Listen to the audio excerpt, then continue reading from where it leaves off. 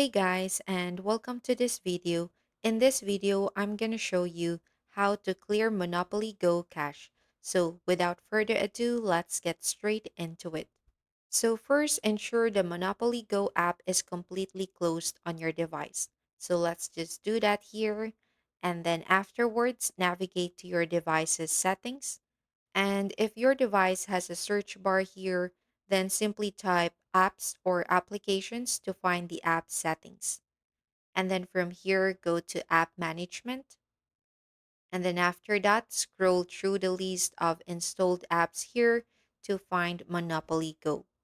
So once located, just tap on Monopoly Go to open its app info page. And on the app info screen, locate and tap the storage option here. And inside the storage menu, look for the Clear Cache button. So tap Clear Cache to remove temporary files and free up space. And that's basically it. That's how to clear Monopoly Go cache. So I really hope you found this video useful. If you could give us a like and subscribe, we'd really appreciate it. Catch you guys in the next one.